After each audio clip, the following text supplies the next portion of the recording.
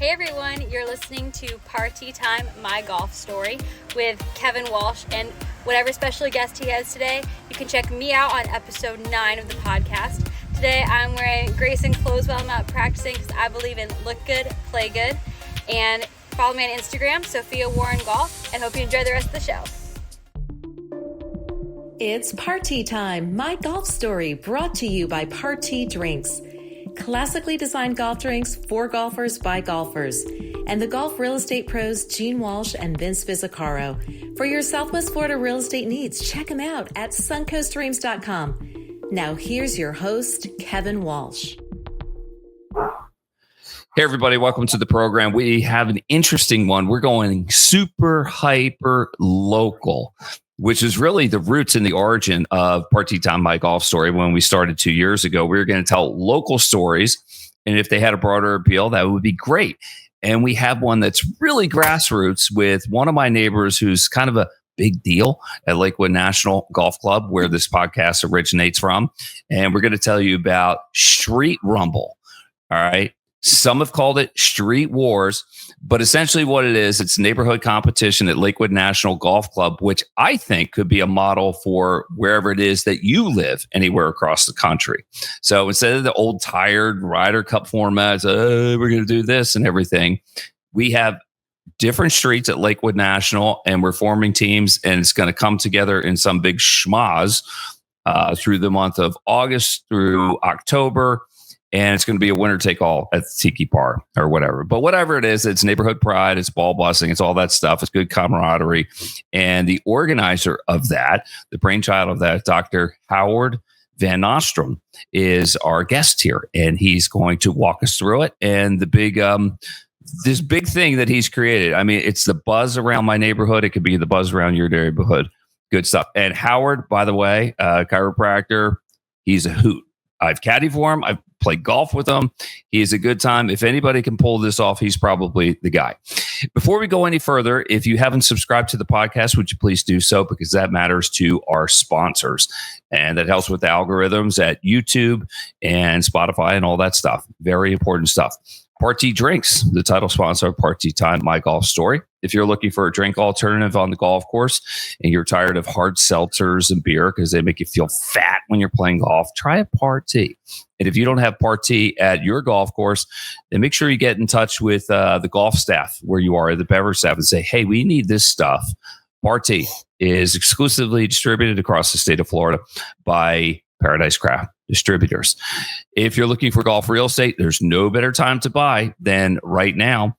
Your golf real estate pros, Vince Vizzacaro and Gene Walsh from suncoastdreams.com. I know they've got one really good property, and you could be my neighbor, and maybe you can join Rumble Wars right here on Mulligan Way, where I live. All right.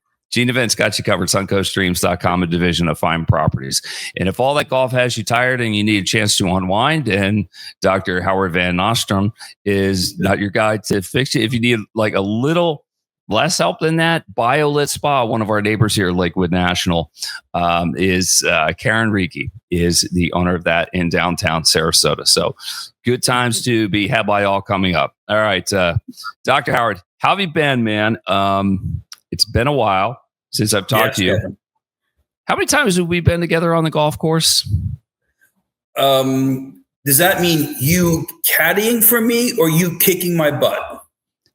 It's all the above. I mean, it's okay. I'm going to say about 5 or 6. Yeah, but it's been a while. Yeah. We're due to play. Is Street Rumbles going to be what brings us back together?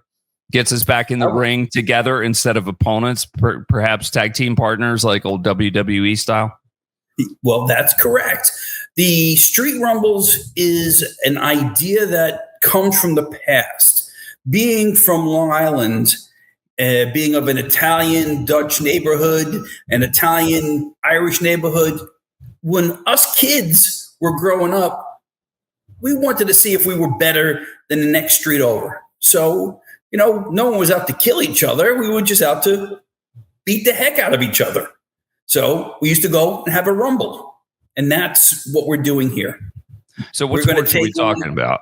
I mean, you're from the mean streets of Bethpage, New York, right by Bethpage National, which is hosted the right. Tell me you were not among the embarrassing crew doing what it did on TV to the European players, were you? Well, I have to say I'm honored that you think that I was that young at that time. No, I'm a little aged. I graduated high school in 85. I had nothing to do with what went on over there. But I do have fond memories of Bethpage. Well, let's get into that. What are the memories? You played a lot of golf there and just hosting Ryder Cups, US Opens. You had to reminisce, yes? Yes. Growing up in Farmingdale, which is right next to Bethpage, when you were a young child, a young kid, and it snowed, because if it snowed on Long Island and they closed schools, you had to go somewhere to sleigh ride. So everybody made their way over to the golf course and would go down the hills, Bethpage 9, the big steep hill, the 18, the big steep hill down to the road. And that's where we did all our sleigh riding, right on the golf course. And they allowed it. The state allowed it. Well, back then, it is state property. Let's not forget. I think I called it Bethpage National. It's not that. It's just Bethpage State Park. Yes? Yes. Okay. But back then, so you're a child of the 80s, as am I. It was people's lawns. They were playgrounds. There was like open space that we felt entitled to. Some people welcomed it. Others tolerated it. If you just needed a space to pick up baseball or go sledding or whatever, we just used whatever land was available. Yes? Well, at that time, people had a much nicer mentality. It was not what can you do for me, is what can we do for you? People were out to help people, not just being controlling or control freaks. Get off my property. And there wasn't all this liability nonsense that we deal with. Like, hey, get off my lawn. I know you're sledding, and I was a child once, but you could hurt yourself, and that could lead to a lot. People, they just didn't think that way. We got to get our way back to how it was. So tell me this: like, how much golf are you playing right now, and what's the state of your game? State of my game is horrible. I don't think the state of anybody's game is good. Because if my game was good, there wouldn't be a doctor in front of my name. There'd be 3 letters after my name that said PGA. So I'm always trying to better my game. But unfortunately, I've only reached so far, and I can never get past that number. Wait, is it my fault? Is it all the bad reads that I gave you when I caddied for you that one time and the sight lines, bad swing? It's my fault, right? It's my fault. No, Kevin, again, this is just what we were talking about the olden times. Nowadays, people are willing and loving to pass blame to somebody else.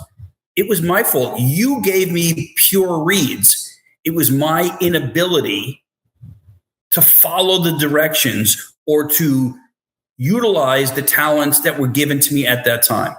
You were perfect every time. It's my own fault that I suck.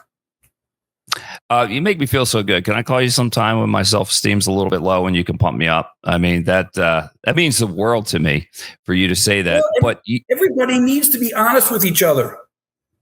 It's me. It wasn't you. Yeah, that's true. But not everybody is honest with themselves and with me. One thing I hear a lot when I caddy is, Kevin, I'm listening. I'm really listening. I'm not ignoring you on stuff. And I'm like, listen, I know you're listening, but listening and execution are 2 different things. I've given you the information that you can work with.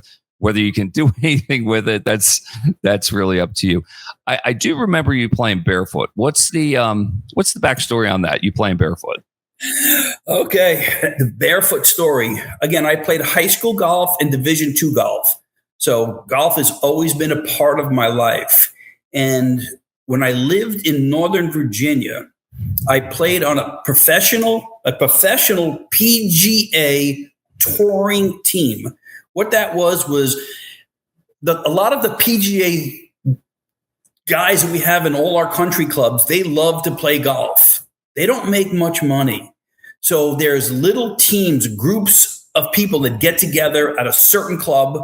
Let's say Mondays, the pros are off because they've worked all weekend. They're going to go to some private club.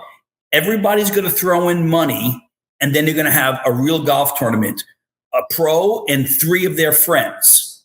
That's what we did. So we were in Cancun or someplace in Mexico City or someplace down there, and I don't drink.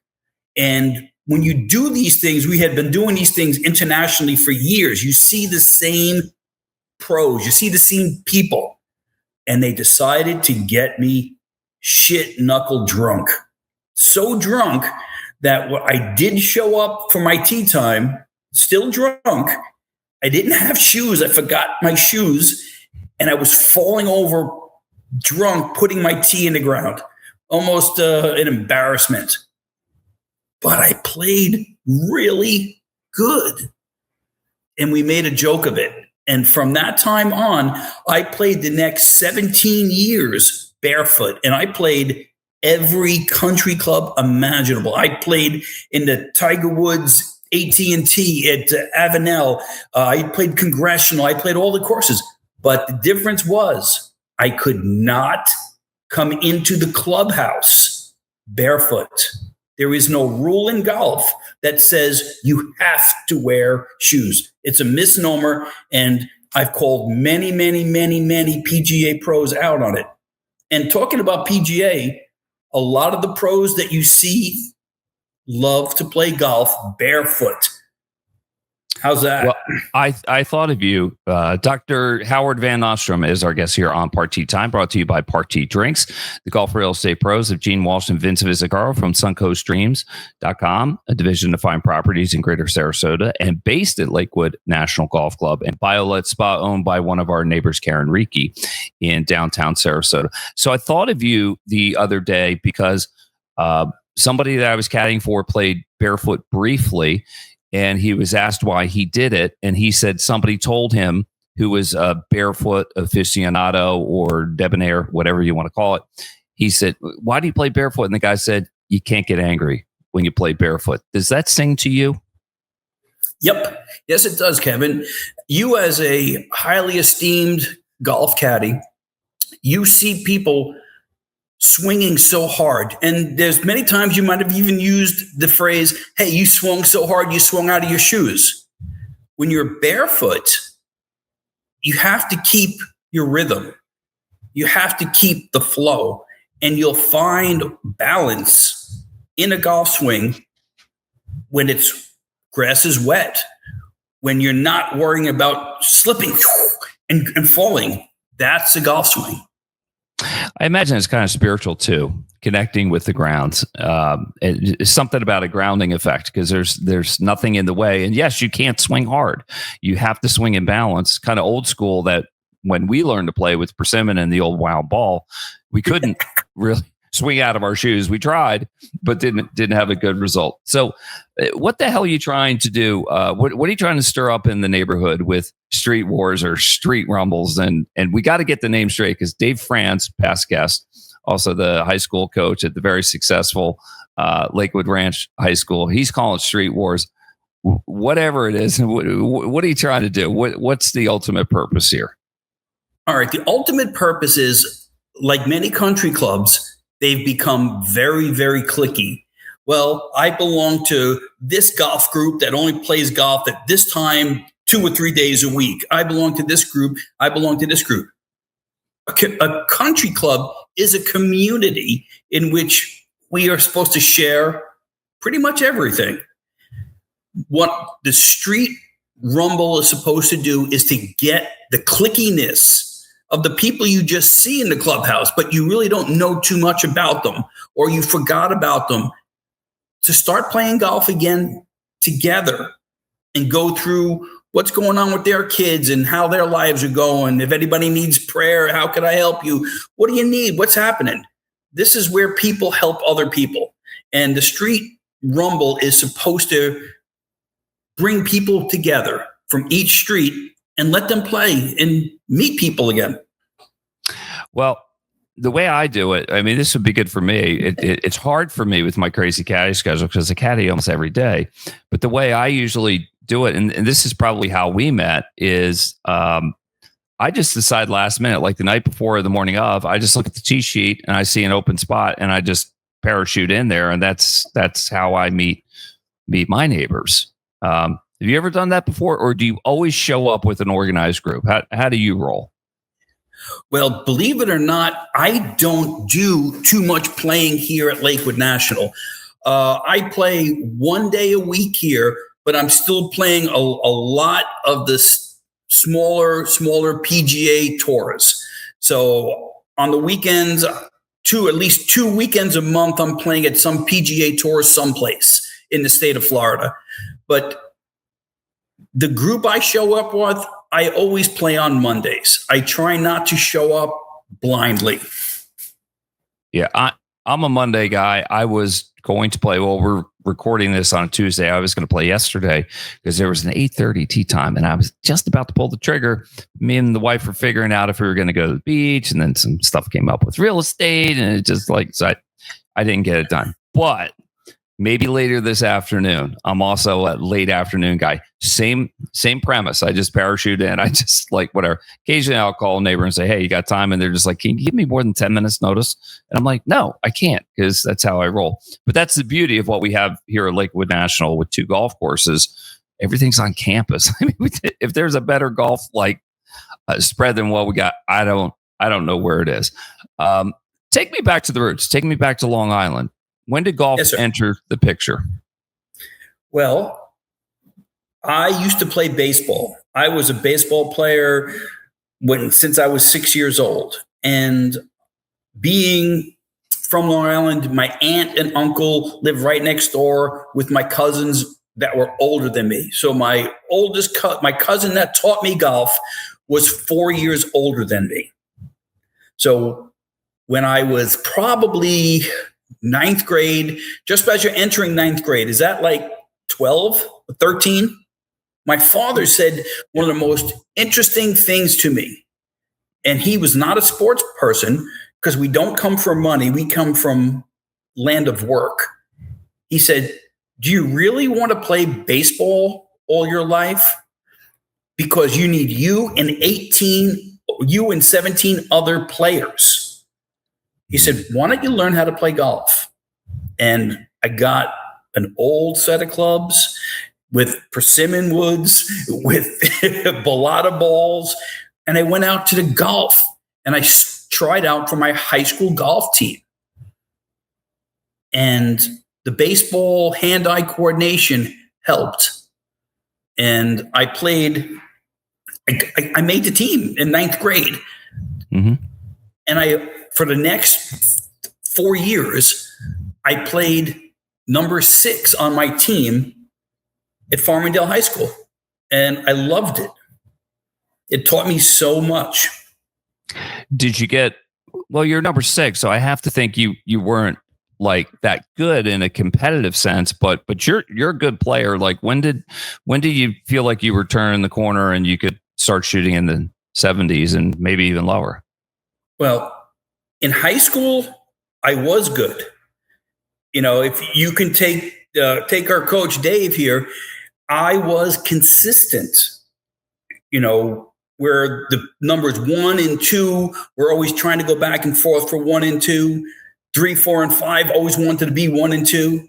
I knew I wasn't that good, but the consistency in what drove me was to be better than you, and that's what I did. And I actually have an award where in 4 years, I lost 1 golf tournament.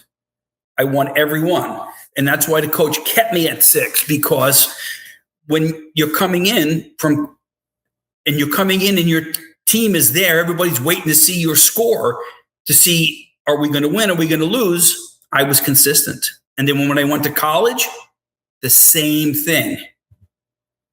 I never left number 6. This is match play you're talking about, yes? No, stroke play. Stroke play. High school golf is stroke play. Yeah. Okay. So you continued a life of golf, and then you got into chiropractic medicine. I imagine there's a lot of crossover. A lot of your patients are golfers. Wow, imagine that. Imagine people trying to swing out of their shoes and really wrenching their backs. So are you still practicing, Howard? Very rarely. I'm now what you call a concierge doctor. I go to patients' houses. I had an office out in Mayaca, which was down the road about 17 minutes. But that big hurricane 6 years ago, flooded all of Mayaca, and so did my building. So I lost my building, but I continued to work and see people at their house. So then I became a super concierge doctor. So now I would only go to their house. And now I only go to people's houses who get in auto accidents. I deal with attorneys all day long. I deal with the legal all day long. And I pick my schedule. The patient says, hey, can you be here at 3:00? Okay. I come to you. You don't have to go to them. I come right to your house. We do everything in your house. Perfect. Dr. Howard Van Nostrand is our guest here on Party Time, My Golf Story, brought to you by Party Drinks. If you're looking for a drink alternative on the golf course, try Party. The Golf Real Estate Pros, based here at Lakewood National Golf Club. Gene Walsh and Vince Vizicaro, suncoastdreams.com, and BioLit Spa in downtown Sarasota. So I kind of anticipate there could be some horse trading going on with Street Rumble.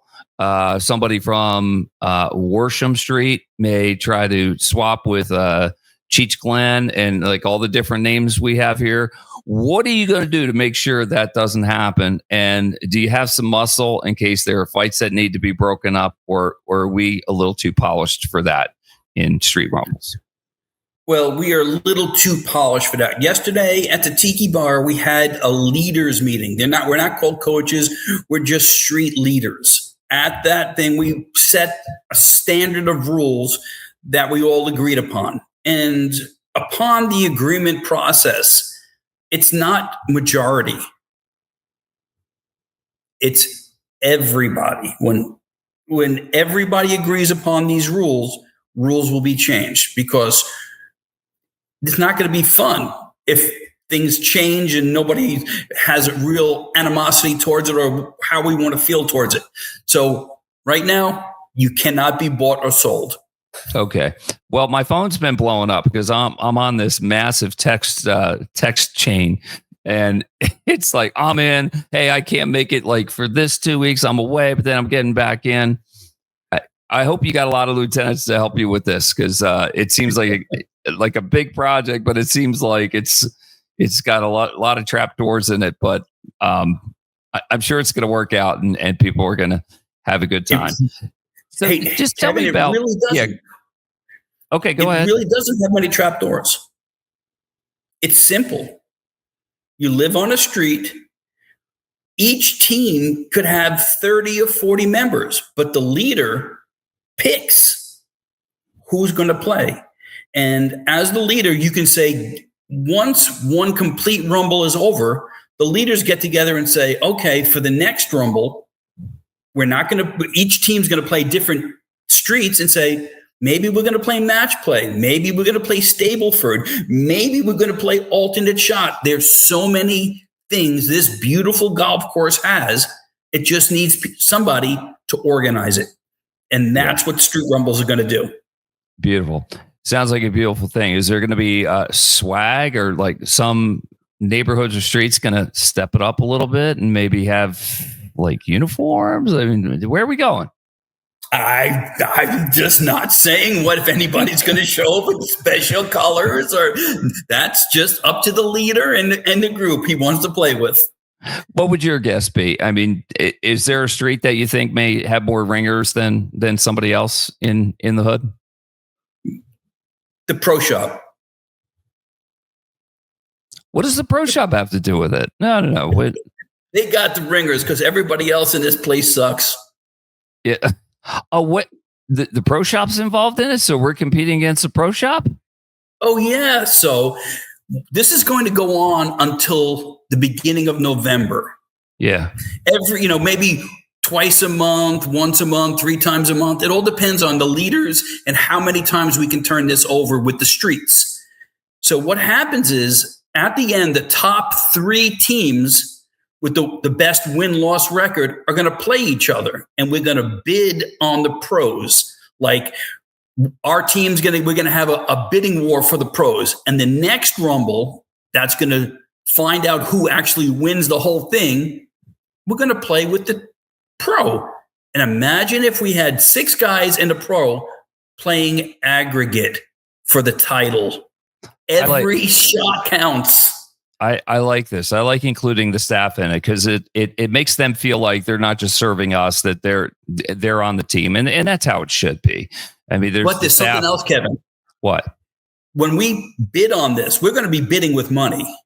Mm-hmm. I just thank the Lord that everybody in this place has a few extra nickels.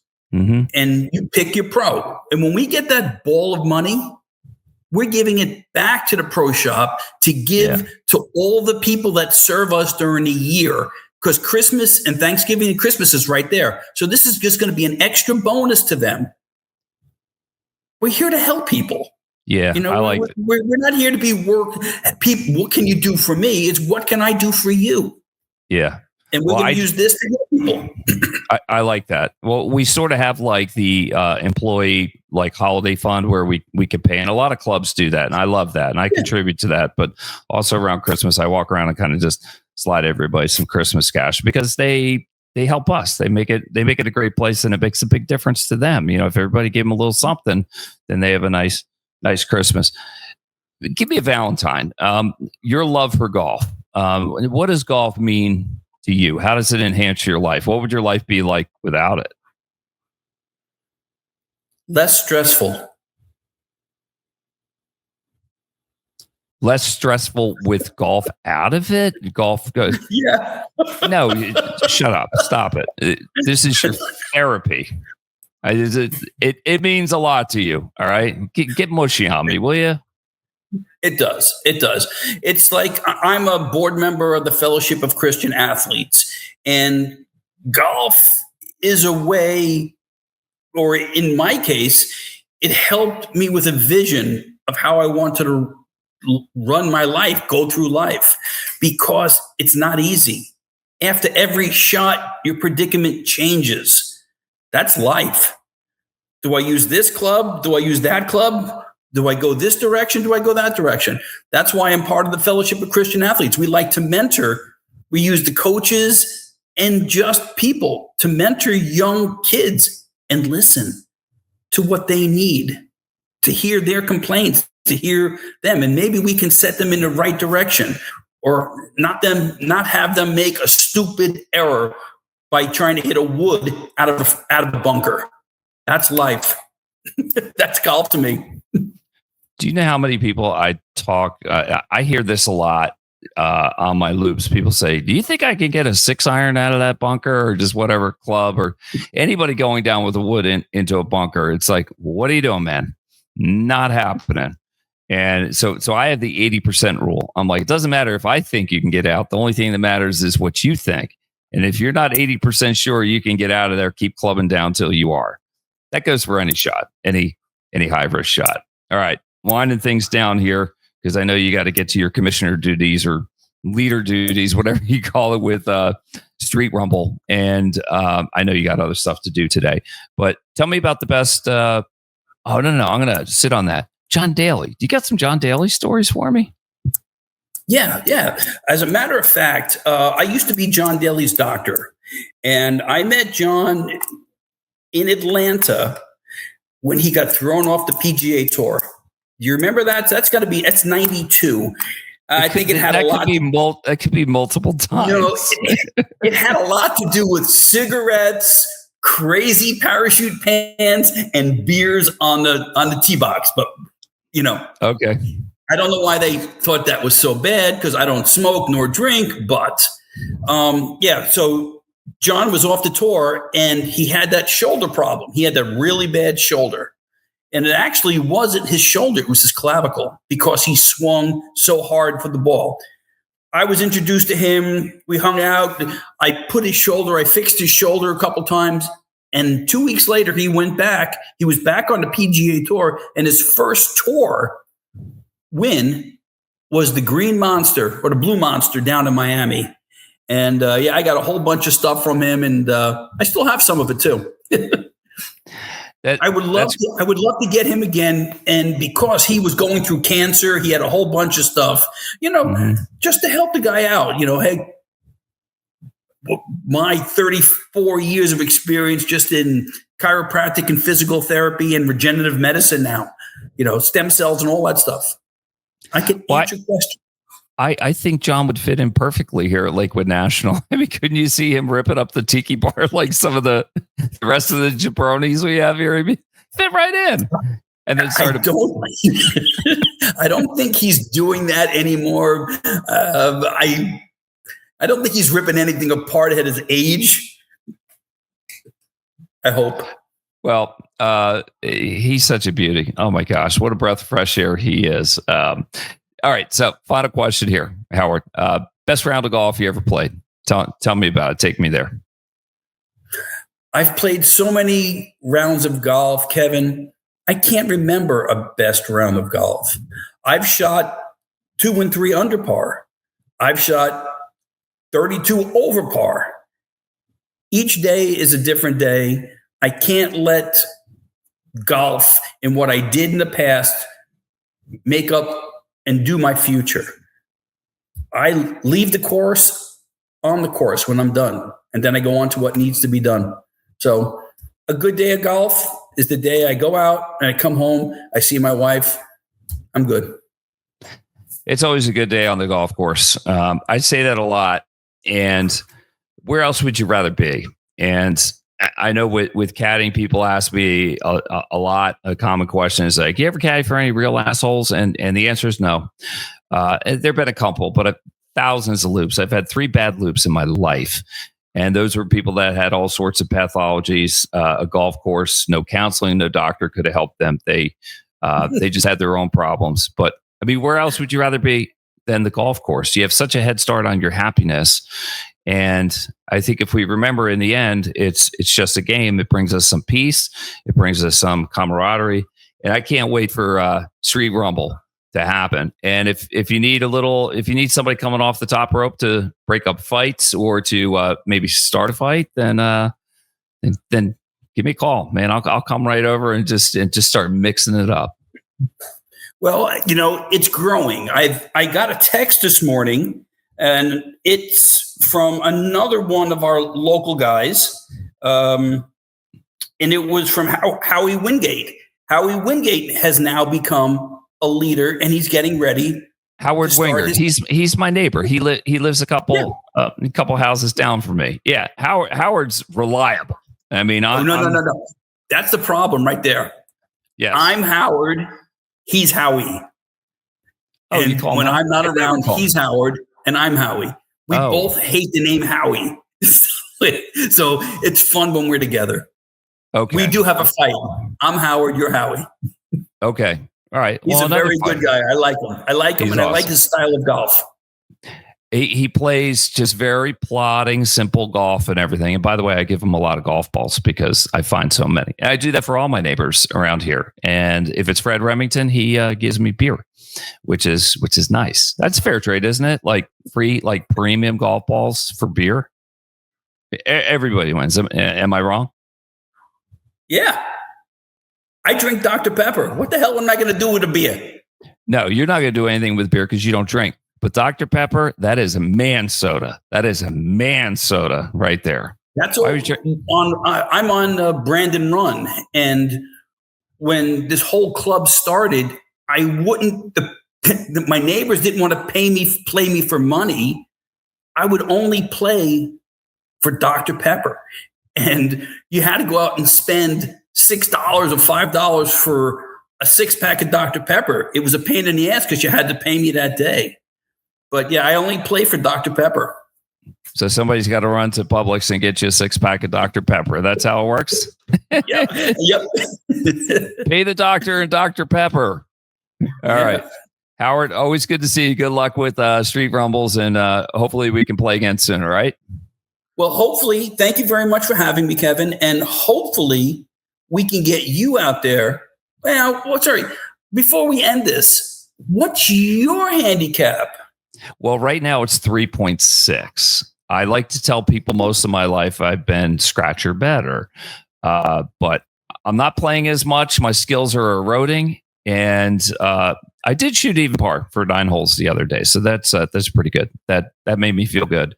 But I'll slip a 41 or a 42 in there, and then just I don't walk away happy. Like, maybe we could do a little psychology conversation over some Dr. Peppers, and you can get. I'm crossing that bridge in life and golf where I'm trying not to let things bother me, like golf. Why should golf ever bother me? I mean, why should I expect to play good golf when I don't play enough of it? And for me, it's all about score. I can't help it. It's the competitor that's always lived in me. You know what I mean?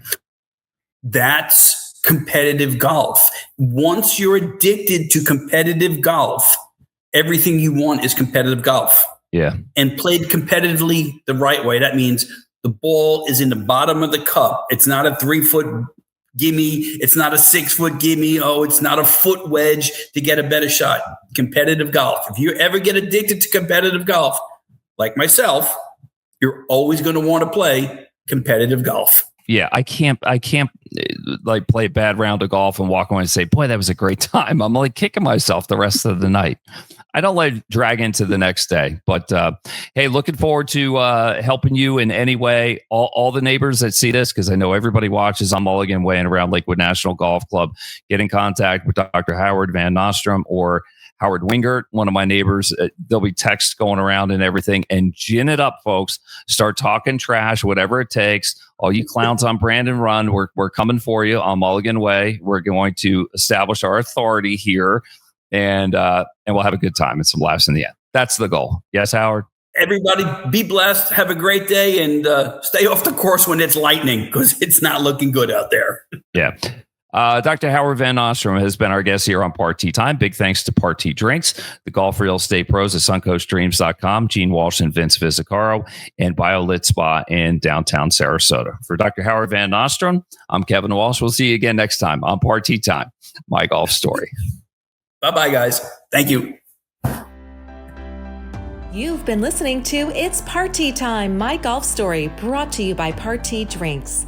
Classically designed golf drinks for golfers by golfers, and the golf real estate pros Gene Walsh and Vince Vizzacaro. For your Southwest Florida real estate needs, check them out at suncoastdreams.com or call 941-220-4000.